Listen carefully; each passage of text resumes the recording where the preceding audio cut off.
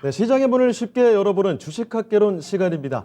도널드 트럼프 미국 대통령이 추가 부양책에 서명을 하면서 뉴욕 증시 사상 최고치로 또 마감이 됐습니다만 코스피는 현재 좀 파란불을 켜고 있는 모습이 확인되고 있죠. 자, 그래도 이 배당락을 감안한다면 상당히 좀 선전하는 모습 보여주고 있습니다. 2,800선은 유지를 하고 있는 상황인데요. 자, 오늘은 코스닥이 조금 더 돋보이고 있습니다. 2%더 훌쩍 더 상승하는 모습 확인이 되면서 950선 돌파하는 모습도 지금 체크가 되고 있는데요. 자, 주식학개론 오늘은 토마토 투자클럽 이광무 전문가 모셔보고 이야기 들어보도록 하겠습니다. 네, 전문가님 안녕하세요. 네, 안녕하세요. 반갑습니다. 자, 오늘은 또 어떤 이야기에 집중을 해볼 수 있을까요? 네. 이번 주에 뭐 생각보다 좀 짧은 한 주가 될 것 같아요. 네. 알겠지만은 이 수요일 날 시장이 마감을 하고요. 그렇습니다. 어제 같은 경우에는 마지막 배당을 받기 위해서 이 하루를 썼다라면은 오늘은 이제 배당에 대한 락이 생기면서 그렇죠. 하루를 쓰게 됩니다. 예. 그럼 이제 내일은 이제 이 연말 음. 폐장을 하는 날이기 때문에 한 해를 마무리하는 날이에요. 어떤 이제 시장에 대한 큰 변수를 만나기보다는 네. 그냥 물 흐르듯이 흘러갈 수 있는 시장이다라고 할 수 있겠고요. 그리고 이제 이 주변의 이 배경 자체가 네. 트럼프 대통령의 돌발적인 좀 서명이 나왔죠. 예. 뭐 혹여나 이 경기 부양 정책을 내놓지 못해서 음. 사인을 못해서 네. 셔다운에 대한 걱정을 하면 어떡하나. 제가 목이 안 좋아서 예. 셔다운에 대한 걱정을 하면 어떡하나라는 생각을 가졌었는데 네. 사실 이제 셧다운에 대한 우려는 사라졌습니다. 음. 그리고 이제 이 경기 부양 정책에 대한 서명을 하게 되면서 증시에 대한 투자 심리가 좀 더 빨리 회복됐다라고 할 수 있겠고요. 예. 제가 이제 얼마 전에 또 방송을 통해서도 이야기를 드렸을 때 오히려 만약에 이 트럼프 대통령의 서명이 지연이 되면서 연말 이 미 정부에 대한 셧다운이 나온다. 이거는 뭐 물론 이제 마지막 악재 리스크가 될 수 있겠지만은 그렇죠. 오히려 그러면 매수 기회다. 왜냐하면은 결국에는 만들어질 경기 부양 정책이기 때문에 네. 그리고 트럼프 대통령의 조금은 이야기하고자 했던 내용들은 개인들에게 그러니까 시민들에게 제공될 수 있는 금액을 늘리는 그 포인트에 대해서만 이야기 나왔지 다른 영역에 대해서는 크게 뭐 제한을 두지 않았어요. 네. 그렇기 때문에 이 논쟁에 대한 부분들이 나올 만한 것이 없었기 때문에 뭐 물론 이제 어제 서명을 했습니다. 예. 이 때문에 미 증시, 유럽 증시가 모두 다 강세 마감을 했고요. 또 추가적으로 이제 유럽에서 백신 접종을 본격적으로 네. 이제 영국에서부터 해서 이제 전반적인 모든 국가들이 백신 접종을 이제 시작을 합니다. 워낙에 또 지금 코로나19로 인한 피해 상황이 심각하다 보니까 백신 접종에서도 조금 서두르는 모습이 좀 확인이 되고 있는 것 같습니다. 자, 현재 지금 주식 상황에 대해서 살펴드리고 있는 모습인데요. 지금 올 한 해를 마무리할 시간이 사실 많지가 않습니다. 자, 그렇기 때문에 남아있는 현재 지금 상황을 좀 정리를 해보고 있는 모습. 자, 또 유럽 얘기 계속 또 이어가 볼까요? 네. 그러니까 이제 이 백신에 대한 접종을 하게 되면 네. 코로나에 대한 걱정이 공포가 낮아진다는 거죠. 네. 그러니까 이미 이제 이 두 가지로 해서 투자 심리가 좋은 상태에서 예. 우리 시장이 출발을 했기 때문에 어제 배당에 대한 뭐 이벤트였다면 오늘은 이제 배당 락에 대한 방어가 나와야 되는 거거든요. 그렇습니다. 근데 이제 그 방어에 대한 걱정이 할 필요가 없는 거예요. 이미 투자 심리가 이미 만들어진 상태에서 출발했기 때문에 네. 오늘 전반적인 종목에 대한 분위기들이 상당히 좋습니다. 만약에 어제 같은 예년에 이제 이 배당에 대한 흐름들이 나왔다면은 예. 보통 이제 어제 같은 마지막 배당을 받기 위해서 네. 지금 보도된 내용들을 보니까 작년 같은 경우에는 배당락 이래 한 2% 정도 조정이 나왔던 것으로 보여지고 있는데 그런 걸 감안하면 지금은 사실 선전하고 있는 모습인 거죠. 그렇죠. 예. 예. 마지막 배당에 참여를 위해서 뭐 특히나 이제 개인들의 참여가 나올 수도 있고 개인의 이탈이 오히려 이제 기관에 대한 매수로 들어올 수 있는 건데 네. 어제는 이제 그렇게 쓰였어요. 그러고 난 다음에 이제 배당이 이제 실질적으로 낙이 걸리게 되면은 배당만큼의 이 어느 정도 좀 포인트에 대한 하락 출발을 예상을 하는데 예. 오늘은 이제 대부분이 이 투자 심리에 대한 개선으로 인해서 모두 다 이 플러스권에서 움직임이 나오고 있습니다. 예. 다만 이제 시가총액 상위 종목들 네. 일부의 종목들이 여전히 조금은 좀 양세권에 있다 보니 그리고 시가총액 상위 종목들 못 가면서 네. 대형주들 못 가면서 증시에 대한 이 지수에 대한 흐름들이 장중에 조정의 모습이 보이는 것뿐이지 네. 전반적인 하락보다는 올라간 종목들이 더 많다. 시장 분위기는 나쁘진 않죠. 예. 그런 배당락에 대한 좀 예년과 같지 않은 그런 환경이 나왔다. 라고 보시면 되겠습니다. 알겠습니다. 지금 현재 그 증시 상황에 대해서 설명을 드리고 있는데 지금 컨디션이 별로 좋지가 않으신 것 같아요. 그래도 이제 조금 더 목소리 좀 고르시고 잠깐 제가 말씀을 좀 드리도록 하겠습니다. 올 한 해를 마무리할 시간이 좀 다가오고 있습니다. 자, 오늘 모습을 보면은 코스피는 상대적으로 좀 부진하고 코스닥에서 2% 넘게 상승을 하고 있는 상황인데요. 자, 그래도 오늘 배당나기를 감안했을 때는 코스피가 상당히 또 선전하는 모습이 나와주고 있다는 것이고 현재는 지금 우호적인 증시 환경이 마련되고 있는 상황이기 때문에 앞으로 기대감도 일단은 좀 가져볼 수 있을 만한 그런 관점으로 설명을 해주고 계신 것 같습니다. 자, 그러면 또 오늘 본격적인 이야기를 좀 들어가 보도록 할 텐데요. 인텔발 뉴스 하나가 지금 있죠? 네. 사실 이제 앞에서 드리고자 했던 마지막 멘트는요. 네. 배당락인에도 불구하고 시가총액 상위 종목 중에서 특히나 삼성전자의 위치가 생각보다 그 배당락에 대한 리스크가 없다는 얘기예요. 네. 오늘 현재의 위치 보시게 되면 77,800원, 700원 등락을 보이고 있는데 네. 어제 대비해서 종가 대비해서 한 900원, 1000원 정도 조정 구간입니다. 네. 근데 이제 시장에서 예측하는 삼성전자의 배당 크기가 대략 한 1,700원, 많게는 1,800원까지도 예상을 하고 있거든요. 근데 어제 배당을 생각해 보면은 1,800원대까지 내려와도 네. 같은 위치입니다. 그런데 이제 삼성전자가 생각보다는 지수 방어가 되고 있는 거예요. 예. 그러니까 다른 여타 배당 락에 대한 그 시기보다는 괜찮다라는 거고. 근데 이제 그 뉴스 이 모습들에 대해서 조금 더 보완할 수 있는 뉴스가 있습니다. 네. 이제 오늘 많은 분들이 캐치를 하셨는지 모르겠지만은 이 내용이 좀 있습니다. 이 화면 보시면은 네. 자 인텔이 파운드리 계획을 한다. 이 내용은 사실 지난주부터 나왔어요. 아, 그래요. 지난주부터 나오고 이제 오늘 다시 한번 또 거론이 된 것이고 네. 그리고 이 예상되는 일정이 당장 오늘은 아니지만은 네. 1월달 발표를 예측한다라는 이야기가 오늘 나온 겁니다. 그래서 지금 계획을 발표할 것이 네. 임박해 있다. 네. 그렇게 나온 거군요. 이 내용들이 배경이 되었기 때문에 삼성전자 좋다라고 할 수 있어요. 네. 우리가 이제 삼성전자가 잘 되는 요인이 뭘까요? 반도체 잘 팔려야 삼성전자 좋은 거거든요. 그렇죠. 그리고 제가 항상 계속 포인트를 잡았던 2016년, 17년, 18년도가 네. 삼성전자가 가장 큰 돈을 버는 때였다. 그때 2016년, 17년, 18년대 사상 최고 실적을 냈을 때 예. 가장 크게 잘 된 것은 반도체였습니다. 그 중에서도 디램이 잘 팔렸어요. 그렇죠. 근데 이제 디램이 잘 팔리려면은 데이터 센터에 대한 교체 주기 그리고 데이터 센터가 교체가 되는 주기는 프로세서가 새로 출시되었을 때 쉽게 예. 말해서 새로운 신제품의 CPU가 나올 때 네. 그때 이제 이 전면적으로 기업들이 컴퓨터를 교체를 하거든요. 예. 그 사이에 이제 반도체가 잘 팔리는 건데 올해 같은 경우에는 인텔이 CPU 출시를 못했어요. 공급 부족 현상으로. 네.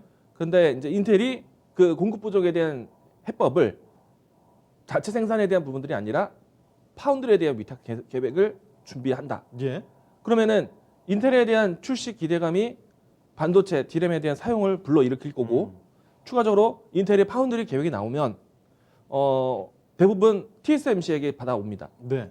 근데 TSMC는 이미 이제 다 발주 라인 파이프라인이 다 꽉 차 있는 상태죠. 네. 그러면 이제 추가적인 인텔에 대한 계획 자체가 예전과 다른 계획인데 파운드를 한다면 어디에게 손을 벌릴 것인가? 그렇죠. 참고로 이제 삼성전자가 지난해 그리고 또 올해 인텔과의 새로운 파운드리 계약을 했습니다. 예. TSMC의 시장을 잡아왔어요. 그러면 추가적으로 인텔이 계획하는 건 어디에 갈까? 삼성전자에 대한 모멘텀을 그래서 더 보고 있는 겁니다. 오늘 배당에 대한 등락은 있지만 예. 잠시 목을 좀 고르시죠. 인텔 네. 삼성전자부터 이야기를 해드리고 있습니다. 오늘 일단 삼성전자의 모습을 보면은 배당락을 감안했을 때 좀 선전해 주는 모습을 확인을 하고 있는데요. 이 삼성전자 밀접한 그러니까 반도체와 관련된 뉴스가 하나 있습니다. 인텔에서 이 파운드리 계획 임박해 있다라는 발표를 했는데요. 이제 또 이 TSMC 쪽으로 손을 내밀지 삼성전자 쪽으로 손을 내밀지 이게 초미의 관심을 모으고 있는 상황입니다. 자, 그래서 이 뉴스에 관심 두는 투자자분들이 상당히 많은 상황인데요. 자, 인텔 파운드리 계획 발표인 바 요 얘기 계속해서 이어가 보도록 하죠. 네, 뭐 우선 말씀드리면은 예. 저는 후두염이라서 네. 네, 이런 겁니다. 코로나 걱정은 아니어도 됩니다. 예, 예. 네. 그러니까 이제 인텔의 새로운 계획이라는 거예요. 이게 이제 굉장히 큰 이슈인데요. 네. 반도체 시장을 크게 보는 시기가 인텔이 새로운 프로세스를 발표할 때입니다. 네. 그때 전면적인 컴퓨터 교체, 시스템 교체가 나타나기 때문인데 그것에 대한 파운드리 시장까지도 삼성전자가 받아온다. 네. 특히나 이제 내년 같은 경우에는 올해 이제 DDR5에 대한 표준화가 이루어졌고 그렇죠. 내년부터는 본격적으로 양산이 들어갈 것이고 기업들의 이 CPU 교체, D램에 대한 교체, 당연히 탑재 같이 나올 것인데 네. 이전에 있었던 시리즈 DDR4보다 DDR5에 대한 기능이 2배 이상 올라와요. 압도적이잖아요. 대체로 2.2배 성능을 높였습니다. 2.2배. 그러니까 당연히 기업들 위치에서는 똑같은 한계를 쓴다면은 당연히 신제품을 써야겠죠. 네. 차세대 그전에도 반도체. 사실 설명해 주셨던 내용이 DDR4에서 DDR5로 바뀐다는 게 뭐 조금 더 나아졌으니까 일부 교체가 아니라 이렇게 세대 교체라는 거는 전부 다 전량 교체 쪽으로 간다고 잡아두셨죠. 제가 그때 이야기를 많이 들었던 내용이 네. 반도체 시장이 정말 재미있는 게 음. DDR1에서 DDR2로 바뀔 때, 네. DDR2에서 DDR3로 바뀔 때, 이제 4에서 5로 바뀔 때 과거에 있었던 제품을 안 쓴다는 거예요. 네. 100% 장담하건대 100% 세대 교체됩니다. 네. 뭐 일반적인 개인 사용자들은 지금도 이제 맘만 먹으면 용산 가면 DDR2, DDR3 찾을 수 있어요. 네. 근데 DDR2, DDR3를 탑재를 안 하죠. 굳이 찾았을 필요가 없잖아요. 이미 성능이 상당히 개선돼 있는 상황에서. 지금은 이제 칩셋 자체도 DDR2 원하지도 않고 예. DDR3 두 개 할 거 DDR4 하나만 됩니다. 네. 그리고 뭐 DDR4에 대한 성능 자체도 또 올라왔기 때문에 DDR5는 이제 그런 의미를 가지게 돼요. 네. 그래서 이제 반도체 D램이 바뀐다는 거는 100% 세대 교체. 그러면 DDR5에 맞게 준비를 해야 되는 거예요. 그러면은 DDR5에서 제가 포인트를 잡았던 거는 네. 나중에 본격적인 양산 시장에서는 그러니까 D램에 대한 생산 라인 쪽으로 가야 되는데 일단은 DDR5가 이제 본격적으로 탑재되게 되면은 네. 첫 번째 기능적으로 4에서 5로 바뀌었을 때 기능이 다르기 때문에 이것을 컨트롤할 수 있는 테스팅 기업들이 완전히 달라지는 거예요. 반도체는 수많은 공정에서 모두 다 고기능화돼서 기술 동반해서 성장을 했습니다. 예. 근데 이제 반도체는 가장 약점이 뭐냐면은 의외로 반도체는 불량률이 높아요. 아, 그래요. 생각보다 불량률이 높아요. 그 불량률을 막기 위해서 모든 공정에 테스트 장비들이 있습니다. 네. DDR5는 그래서 테스트 장비의 교체를 만들 거고 그래서 테스팅과 관련된 종목들을 봐야 된다고 이야기 드렸고 그리고 DDR4하고 DDR5, DDR1, 2, 3, 4까지는 그동안에 14나노급이었어요. 네. 근데 요번에 이제 5로 바뀌게 되면 10나노로 바뀝니다. 도체에 대한 크기가 달라져요. 근데 여기까지만 알면은 반도체 공부 좀 했네 라는 소리를 들 수 있는데 네. 반도체 고수가 되려면 작아지는 것이 아닙니다. 오히려 커져요. 고수가 되기 위한 조건이 말도 안 되는 얘기죠. 네. 왜냐면은 도체에 대한 크기가 작아져서 하나의 기판에 한 개를 넣을 수 있는 도체를 네. 두 개를 넣습니다. 그러면 기판 자체가 좀 크기가 달라져요. 그래서 DDR5로 바꾸게 되면은 네. 그 그러니까 도체를 탑재하는 기판에 대한 크기, 수동 부품이 다 바뀌는 겁니다. 네. 이거 쓰려면 바꿔야 돼요. 그렇죠. 규격 자체가 좀 네. 달라진다고 보면 되는 거죠. 그렇죠. 그래서 제가 이제 강조드리는 종목들이 있어요. 수동 부품 관련된 종목들이 무엇인가? 방송으로도 이야기를 많이 들었을 겁니다. 이래서 추천을 했구나. 그리고 제가 반도체 종목들을 두고 이런 표현을 하죠. 될 놈 돼. 될 놈은 된다. 반드시 성장할 수밖에 없는 산업들이 있지 않습니까? 네. 제가 반도체는 작고 얇게 만드는 게 기술이다. 이 슬로건 하나가 굉장히 많은 기업들을 알려주는 겁니다. 예. 작게 만드는 데 기술을 하고 있는 회사들, 얇게 만드는 데 기술을 하고 있는 회사들. 그 조금 전 이야기 드린 것처럼 호환 시스템, 그리고 테스팅 기업들. 주가를 한번 보도록 하죠. 오늘 볼까요? 그동안에 이제 수동 부품 관련된 종목들 또 테스팅 관련된 기업들 이야기를 많이 들었었는데 오늘 이제 아비코 전자가 이제 신고가 경신합니다. 예. 지금도 잘 가고 있네요. 지금도 경실한 종목 이 종목뿐만이 아니죠. 보시게 되면 지금 동시호가 VR까지 걸린 것 같은데요. 자, 아직인가요? 자, 아비코 전자. 한 몇백원만 더 올라가면은 VI 예상해 봅시다. 자, 일단은 아비코 전자 이야기를 제가 끊임없이 이야기 드렸어요. 올해 가을 때부터 이야기 들었던 종목 중 하나가 이 종목입니다. 네. 본격적으로 제가 7월 달에 이야기를 드렸는데 지금 현재 7월 달 위치에서 가격권이 4,000원대였거든요. 지금 8,000원 후반대까지 올라왔어요. 거의 지금 앞자리가 2배 정도로 벌어진 거네요. 그렇죠. DDR5 이야기하면 꺼내면서 같이 했던 종목이거든요. 예. 근데 항상 이제 짝지어서 이야기했던 종목들이 있습니다. 심텍. 이 종목도 지금 신고가 형태 가고 있어요. 네. 이 종목도 7,000원, 이 만원권에서 현재 2만 원대까지 왔습니다. 흔히 말하는 더블 나왔어요. 그렇죠. 델롬텔. 예. 그리고 난 다음에 이제 다른 종목들. 대덕전자. 대덕전자. 이 종목은 신기관계에서도 많이 이야기 드렸죠. 네. 심텍, 아비코전자 모두 다 제가 신기관계에서 이야기 많이 했던 종목인데 이 종목도 어제 급등을 했고 오늘도 역시나 갭을 유지하고 있습니다. 얘도 잘 될 거예요, 여러분들. 신고가 갈 거라고 생각을 하고 계신 건가요? 1차적인 마디에 대한 수익은 나왔는데 예. 신고가 예상합니다. 오. 보시고요. 테스팅 기업 엑시콘. 엑시콘. 이토마토에서 제가 가장 이 종목은 제가 처음 얘기했을 겁니다. 엑시콘은 이 자리에서도 사실 예전부터 여러 차례 좀 언급을 해주셨던 것 같습니다. 이 종목도 얘기 많이 드렸어요. 네. 이제 얼마 정도 조금만 더 올라가면은 제가 이야기 드리고 처음 이야기 들을 때보다 3배 이상 올라옵니다. 3배. 예. 지금은 주가가 코로나 수준에서는 4배 정도 올라왔는데 네. 제가 이야기 드리고 난 다음에 3배 정도 올라왔어요. 그리고 지금도 신고가 과정이 있습니다. 네. 이런 종목들이 될 수밖에 없어요. 또 한 가지. 이거 뭐 다음에 또 이야기를 금방 들어보겠습니다. 네. 인텔에 대한 뉴스를 이제 좀 더 정리해서 보겠는데 기사글에 대한 내용을 좀 바치를 했습니다. 예. 이 내용을 다 한 번에 보시면은 이해가 좀 되실 것 같아요. 인텔의 파운드리 발표 1월 달쯤에 나올 것 같고요. 예. 올해 사실은 인텔이 발표를 하게 되는데 7나노급 공정에 대한 지연이 나오면서 요 소식 나오면서 조금 휘청거렸죠. 그렇죠. 이때 제가 소개했던 기업이 AMD. 네. AMD 주가 봐라. AMD가 이제 인텔과 경쟁인데 인텔이 만약에 여태까지는 사실 CPU에 대한 시장은 인텔이 90%였습니다. 네. 사실 과거에는 100%였어요. 그렇죠. 근데 이제는 90% 수준. 근데 한때는 AMD와 경쟁하면서 AMD가 세대를 확 잡아온 데가 있었어요. 네. AMD의 3세대 CPU가 그랬거든요. 근데 이제 4세대, 5세대에서는 다시 인텔이 가져갔습니다. 네. 근데 인텔은 지금 10세대예요. 이제 나와야 되는 게 11세대인데 예. 지연이 된 겁니다. 7나노가. 예. 근데 이제 아마 이제 올해 이제 내년에 나올 거라고 전망하고 있고. 근데 여기서도 이제 할 말이 많거든요. 사실은 이제 이 AMD가 같은 기능을 한다라고 했을 때 가격적인 경쟁력이 있었어요. 네. 근데 이제 내년 같은 경우에는 인텔의 그러니까 11세대 나오면은 물론 이제 기업에서는 인텔과 호환을 높일 수 있는 뭐 사실 AMD도 미치진 않지만은 인텔 거를 주로 잡아올 겁니다. 네. 근데 또 여기서 이제 포인트가 뭐 굳이 얘기 안 해도 되지만 인텔의 11세대가 인텔의 10세대하고 큰 차이가 없어요.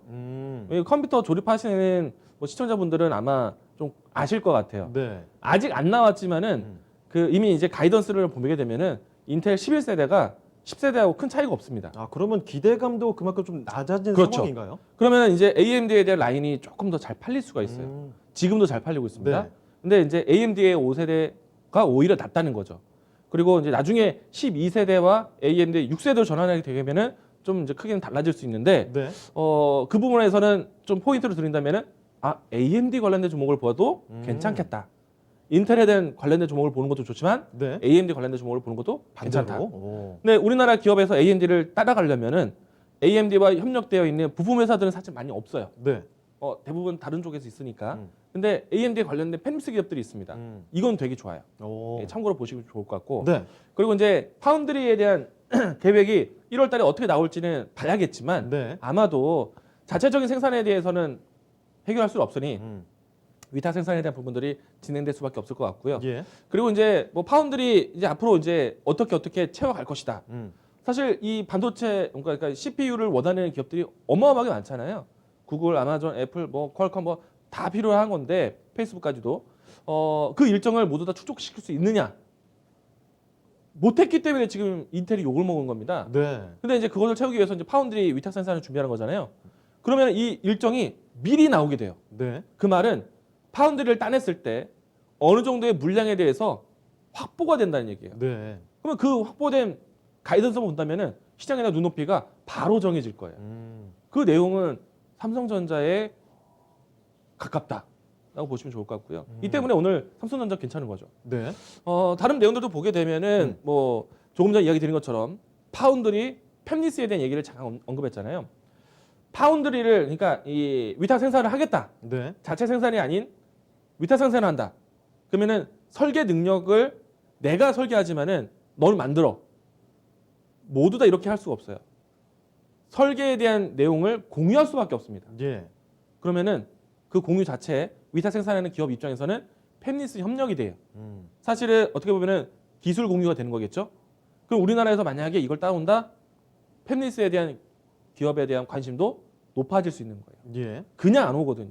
설계는 여기서 다 하고 생산만 하는 시스템이 아니라 설계에 대한 공유가 같이 가기 때문에 파운드리 따낸다면은 인텔에 대한 팹리스에 대한 혜택까지도 받게 되는 거예요. 네. 근데 이 내용을 보고 상상을 하게 되면 최근에 삼성전자 같은 경우에 이 위탁 생산에 대한 부분들 기대를 좀 키웠잖아요. 왜냐면은 애플, MS, 구글 반도체 칩셋에 대해서 프로세서에 대해서 직접 생산을 하겠다라고 했어요. 네.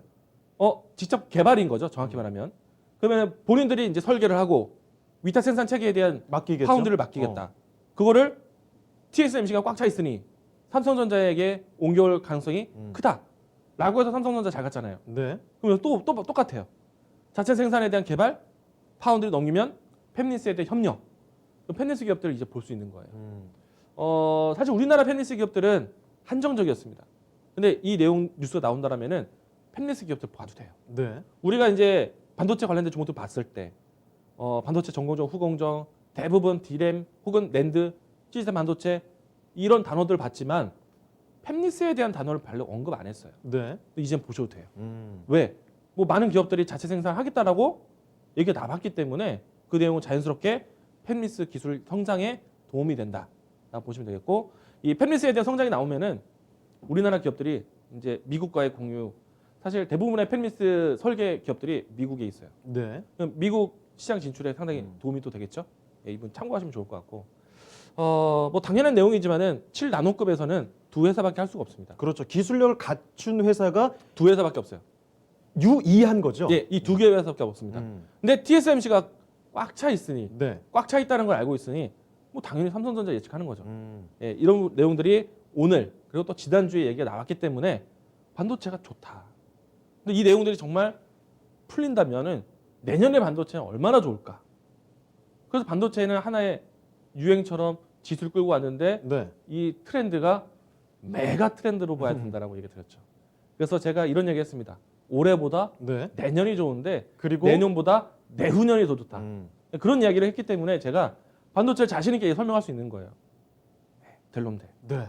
자, 인텔발 뉴스 이렇게 좀 자세히 점검을 해봤습니다. 자, 인텔에서 이제 위탁 생산을 맡기겠다는 건데 TSMC냐, 7나노급이기 때문에 TSMC와 삼성전자 두 회사밖에 없습니다. 자, 이런 상황에서 앞으로 삼성전자가 수혜를 받을 그럴 전망에 대해서 조금 더 높게 평가를 해주신 것 같고요. 자, 삼성전자뿐만이 아니죠. 이제는 관련한 이제 팹리스 기업들도 주목을 해볼 필요도 있다라는 것까지 이야기를 들어봤습니다. 자, 그러면 여기서 또 전문가님 다음 얘기는 어떤 이야기도 들어볼까요? 요즘에 가장 핫한 얘기들 끄집어내면 네, 오늘 LG전자 최근에 좋잖아요. 그렇죠. 네, 오늘도 LG전자 주가가 좋습니다. 지금 현재 주가 한번 보도록 하죠. LG전자가 좋은 이유는 네, 얼마 전에 이 마그나라는 미국의 자동차 회사와 협력을 했잖아요. 그렇죠. 그래서 이제 앞으로 전장 부품 쪽에서 새로운 시대를 열 것이다라는 관점입니다. 이 LG전자의 VC 사업부, 전장 사업부를 VC 사업부라고 하는데 네, 이 VC 사업부의 대부분이 미주에 있다라고 제가 어제 자료 하나 보여드렸죠. 네, 네. 그렇기 때문에 마그나의 협력은 굉장히 강력한 시너지가 될 것이다. 앞으로 새로운 뭐 성장의 동력 이렇게 그렇죠. 보이는 거죠. 그래서 삼성전자도 또 봐야 된다라고 얘기 들었어요. 네, LG전자가 VC 사업부에서 삼성보다 3년이 빠르지만 사실 이 시장 자체가 완벽하게 지금 현재 형성되어 있는 시장은 아니기 때문에 네, 어떤 기업도 차량용 전장부 쪽에서 새로운 삼성이 될 수가 있는 거예요. 네. 그런 관점을 본다라면은 시장이 상당히 좋다라고 이야기 드렸고, 근데 또 이제 이 전장 부품에 대한 사용이 이제 제가 이제 자동차 한 대를 만드는데 네. 모든 부품을 하나씩 다 나열해 보면 물론 이제 본네트, 차체 큰 부품도 있겠지만은 각각의 하나를 따져봤을 때 전자장비 제품이 예. 다른 이존에 있었던 내연, 뭐 차체나 이런 것보다도 훨씬 더 많습니다. 아, 그래요? 80%가 전장 부품이에요. 오. 근데 이 부품이 예를 들어서 현재까지 자동차에 보면은 누르는 버튼이 굉장히 많잖아요. 그렇죠. 인식하는 센서들도 굉장히 많고 그게 다 IT 부품, 전장 부품이에요. 그렇기 때문에 LG전자는 새로운 시장에서 이 어제의 뉴스가 굉장히 강했던 거고. 네. 근데 이제 이 내용들로 배경으로 해서 다음 내용 하나 보도록 하죠. 예. 자료를 보시게 되면은 제가 좀 반도체 얘기를 하고 있는데 자동차, 친환경차에 대한 앞으로 이 도입을 어떻게 할 것인가 환경에 대해서 보였거든요. 네. 보시게 되면은 뭐 이제는 아직 연조수는 이제 확정되진 않았지만 유럽에서 가장 먼저 이야기를 꺼냈습니다. 2030년도에는 이 의무 판매량, 친환경차 의무 판매량에 대한 제도가 도입될 것이다라고 예상을 하고 있어요. 네. 많은 국가들이 친환경에 대한 관심으로 바이든 정부와 함께 또 바뀔 거라고 생각을 합니다. 근데 생각을 해보면 전기차, 수소차, 스마트카인데 지금에 있는 내연기관 차들보다 부족한 기능은 없을 것 같아요. 네. 오히려 더 확장된 버튼이라든지 기능들이 부각이 되지 않을까. 전기차 타는데 유리창 돌리면서 내릴 수는 없잖아요. 아, 그렇죠. 그렇죠. 네, 버튼을 누르더라도 다른 액션이 더 있을 것이고. 뭐 차가 이제 전기차로 바뀌고 뭐 수소차도 나오고 새로운 차들이 나오지만 기존에 갖고 있던 편의성 이런 것들을 놓치진 않을 거잖아요. 오히려 더 좋아지겠죠. 그렇죠. 그리고 오히려 더 카 인포테인먼트, 음. 차체 안에 들어갈 수 있는 엔터프라이즈 기능이 커지겠죠. 예. 이런 내용들이 내년부터 이제 많은 기업들이, 많은 국가들이 바뀌게 되는데, LG전자가 좋은 환경이지만 삼성전자라든지 LG전자, IT 기업들이 모두 다 같이 좋아질 수 있는 환경. 이것도 하나의 재밌는 포커스가 된다 이거죠. 네. 왜냐하면은 모든 버튼에는 모두 반도체가 들어갑니다. 예. 그렇기 때문에 차량 안에 들어가는 반도체량은 굉장히 많은 거예요. 이런 내용들이 좀 배경이 된다면은 좋을 텐데 이 내용을 왜 끄집어놨냐면은 예. 우리가 이제 1월달에 곧 있으면 CES 박람회가 열립니다. 그렇습니다. 항상 이제 CES 박람회면은 가전 이 모든 모빌리티 제품들이 올라와요. 근데 올해 같은 경우에는 작년의 키워드는 모빌리티였습니다. 네. 핸드폰을 통해서 모든 뭐 유비쿼터스를 할 수 있는 그런 환경.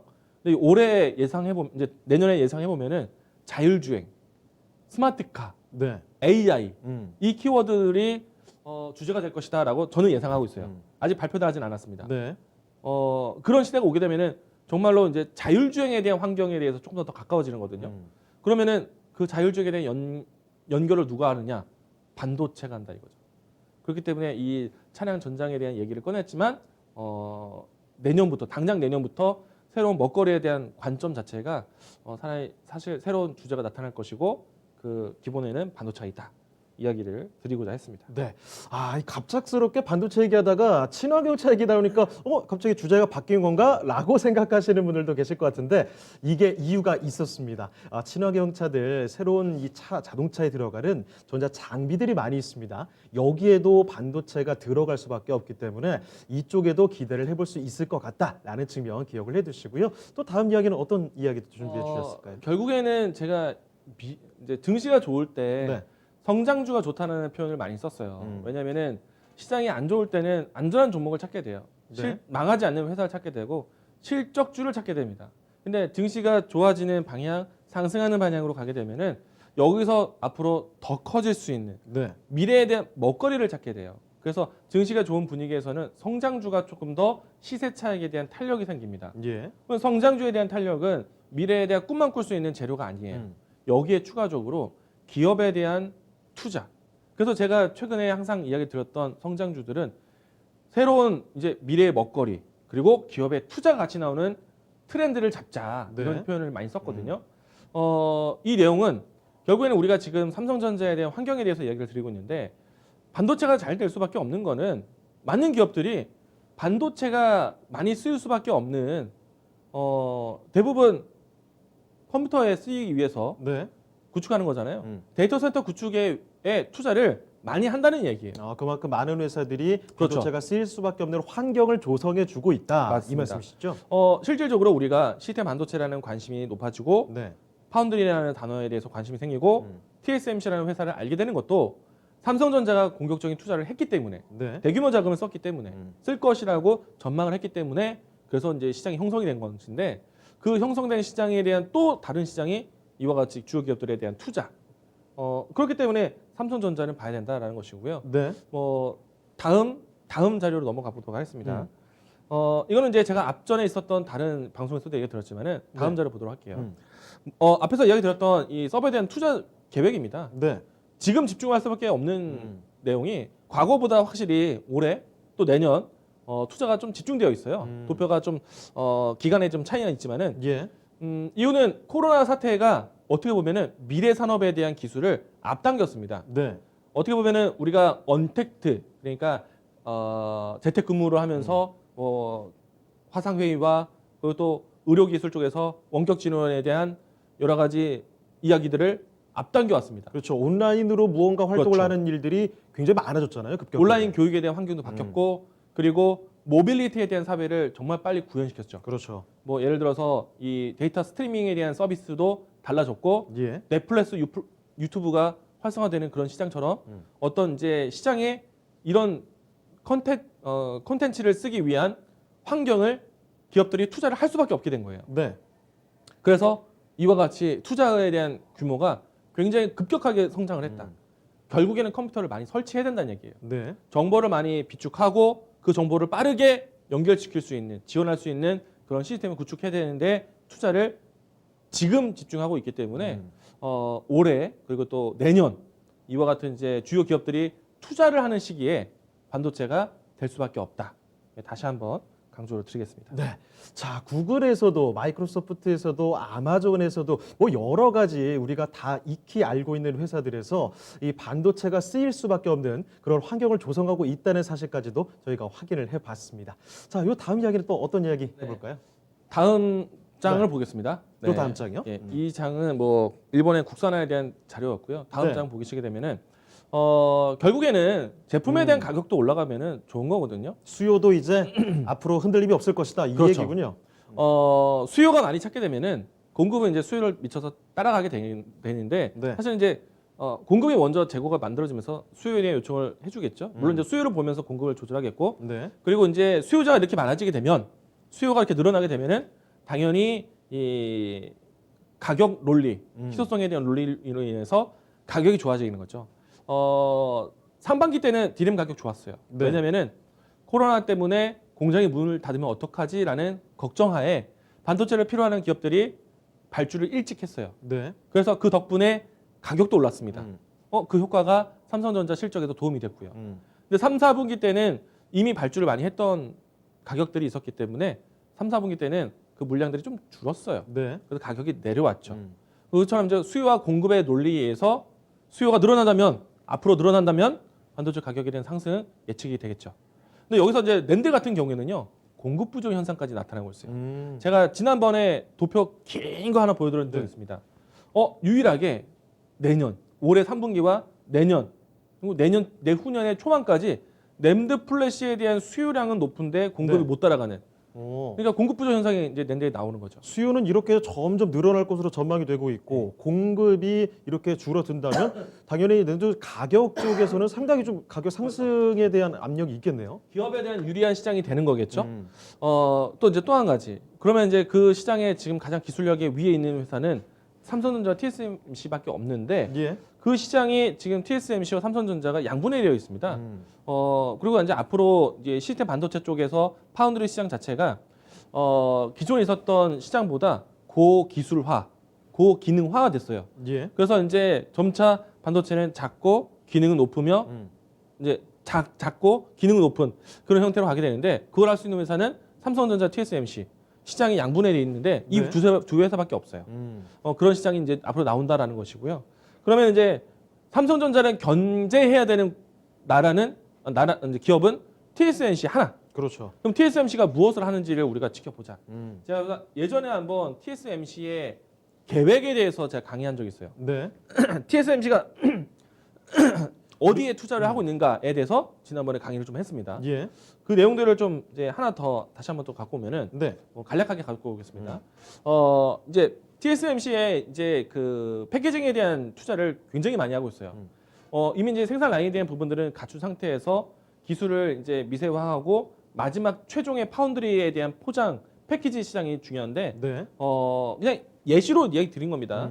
이게 이제 TSMC의 하이브리드 본딩 기술에 대한 가이드예요. 요게 하나의 패키징 그 기술인 거죠? 그래서 네. 삼성전자도 마찬가지 TSMC를 따라가려면은 미세 공정화해야 되고 투자를 해야 되고 그리고 이와 같이 TSMC가 투자를 많이 하고 있는 뭐 하이브리드 본딩과 같은 혹은 이제 패키징의 기술에 관련된 그런 기술을 삼성전자가 같이 할 수밖에 없다. 예. 그러면은 이제 우리가 이제 앞에서 이야기 드린 것처럼 새로운 인텔에 대한 뉴스를 통해서 팹리스 예상을 하고 있고 그리고 TSMC에 대한 투자를 생각해 본다면은 패키징에 대한 예상을 해본다면 어떤 기업들을 봐야 되느냐. 그게 또 포인트가 되겠죠. 팹리스에 대한 가장 또 큰 힌트는요. 이 과거와는 다르게 도체에 대한 구성을 이제는 이제 층을 쌓으면서 갑니다. 네. 적층형으로 바뀌고 있어요. 과거에는 이제 이 2D 시스템으로 했는데 이제는 3D로 해서 이제 적층을 쌓는 게 또 기술이 이것 중에 하나고요. 네. 그리고 이제 예전에는 보편적으로 7단을 쌓았습니다.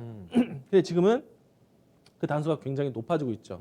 낸드 플래시 같은 경우에는 지금 176단까지 이제 기술 해보겠다라고 얘기 나오고 있기 때문에. 그 7층 수준에서 176단이면은 굉장히 많이 기술이 진을 보였네요. 예, 불과 2년 전만 해도 125단은 네. 획기적이었는데 지금은 이제 176단까지 기술에 대해서 계획이 나오고 있어요. 예. 그렇기 때문에 이제 이런 쪽으로 이제 넘어가게 되고 그러면은 이제 패키징 기술 쪽에서 중요한 이제 기업들이 좀 필요하겠죠. 네. 보통은 이제 테스트 이후부터 해서 이제 후공정 보게 되는데 보통은요. 예.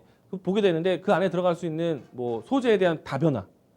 사실 이제 패키징에 대한 기술은 많이 쌓는 것이 문제가 아니라 네. 전류에 대한 전달 신호, 그러니까 신호 알고리즘을 빨리 보내야 돼요. 그래서 이 본딩 기술이 중요하다.